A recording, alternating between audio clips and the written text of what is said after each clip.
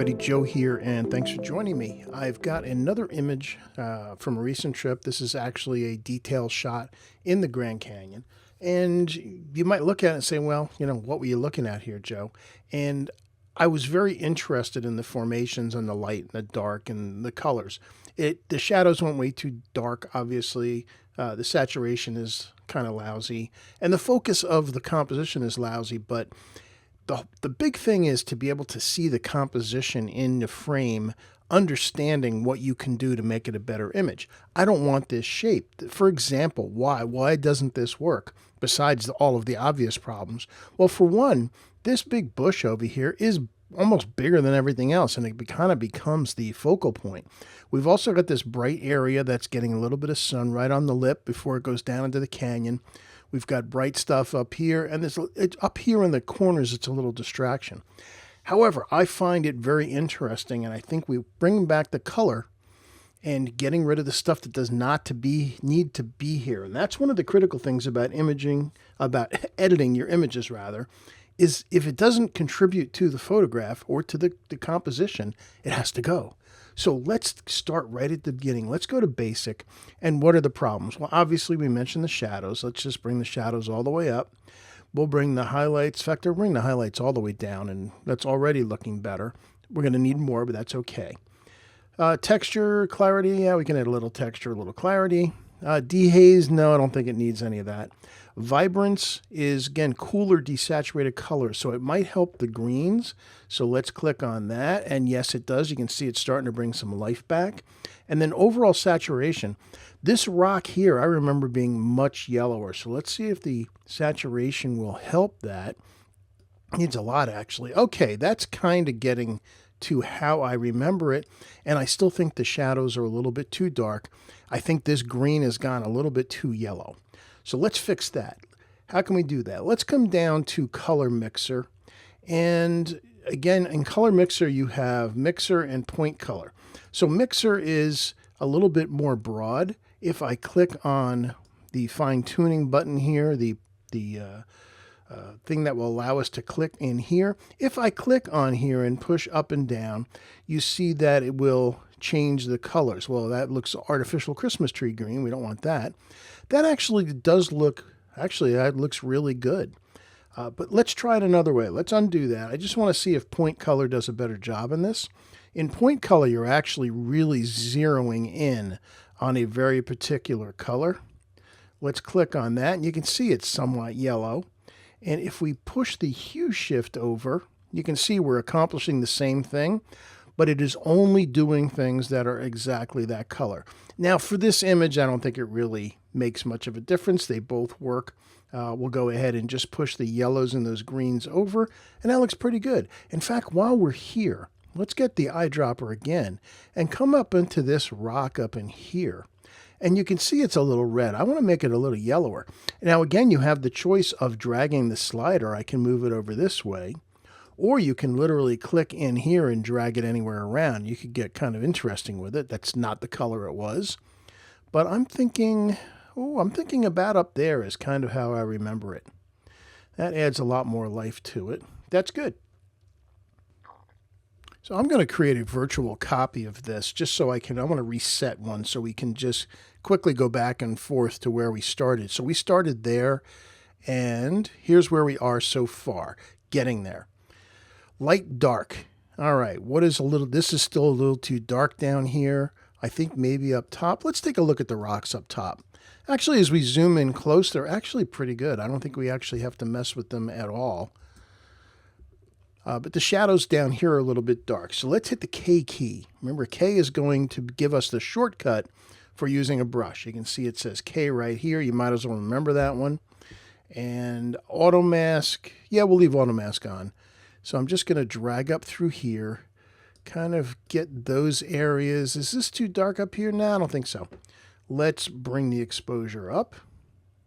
Oh, that's looking better. Now, has it gone a little blue? Yeah, it kind of would be, but let's warm it up a little bit because your eyes do fix that automatically. And let's bring some of the greens back as well. Okay, that helped. Where else? How about this upper corner? So let's hit enter on that. We'll hit K again, and I'm going to select this area up here, and we're going to bring the highlights down on that. It's okay that there's highlights. I just want to bring them down. Let's bring down the overall exposure a little bit. In fact, I'm even going to bring the whites down just to take a little emphasis away from it. And we are going to add a vignette before we're done. Okay, what else do we want to do? We've been talking about lately about how to draw the viewer to the part of the image you want to go to. And to do that, I want to create a vertical kind of line coming up this pillar here. Also, this little thing here has gone a little too yellow and a little bit too obvious. I do want it there as a starting point, but I don't want it to compete with this formation up here. So let's hit K again. I'm going to select in here. And this time I'm going to pull away some of the warmth. I'm going to pull away the yellow. Yeah, there we go. That's just enough to de-emphasize it because our eyes do go to warm colors first. All right. I'm going to go ahead and do my crop now. Again, the beauty of Lightroom is, remember, you can always undo your crop. But I'm going to click on the crop, and I'm seeing this as a nice kind of, I'm thinking a legal size vertical. So I'm going to enter a custom size here. It was recently a Lightroom upgrade, so I need to enter my custom. So legal, again, is 8.5 by 14 or 14 by 8.5, 8.5. And again, I have a lovely little inkjet printer that does that. And it's a really nice shape for verticals. It's actually very close to 16 by 9, which is our TVs. And as skinny as that looks, so if I hit that, that's a legal size print. If you were curious about 16 by 9, let's click on that. That is a default. And you can see it's actually thinner. And isn't that weird that your TVs don't look that skinny, but if you rotate them, that's what they do. So legal size gives us a little bit more left and right. And you know what? It just zoomed in a little bit. Is it too close to the edges? I want to give it a little bit more room, but I kind of like getting rid of the bright parts up there. Why? Because once again, it keeps away the competition for the rest of the image. I'm thinking something like that. All right, that's looking good. Before we go further, just so I see what the effect's going to be, I'm going to click on Effect. And we're going to add a -12 vignette to darken the edges. And then we're going to get our K key again. This time, I'm going to turn off Auto Mask.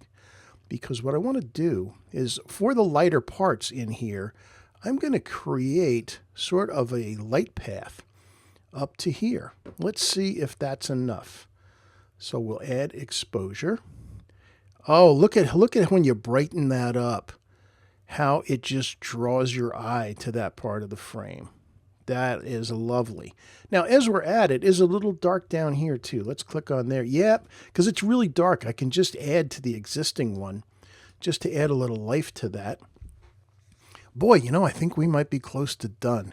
Let's, I'm going to turn on Auto Mask. I want to just get this little edge over there. Yeah, I like that. And I'm going to bring down the flow to about 70% and lighten that up a little bit. And that looks great. So let's hit enter on there. And let's look at it full screen, and we'll take a look at our before and after. So go to full screen, and there's our image of this pillar in the Grand Canyon. And when we compare it to the starting file, there it is. And again, the key is to see the edit before you do the edit and understand that, yeah, this could be interesting. And notice how by making the image thinner, it creates more motion, and then the subject becomes more prominent. It's these pillars with the rocks and the little trees on top, and by having it thinner as a vertical, you start at the bottom. In fact, particularly, you've got this little thing right here to look at, and then you work your way up to the top of this ledge here with the trees. Very cool stuff. A fairly simple edit that has a huge amount of effect on the image. We took this to there. And that's the cool thing about painting with light and color. So that's it for today. Thank you for joining me. Wish you a great weekend, a great week ahead, and I'll see you online again soon. Thanks for watching. Bye-bye.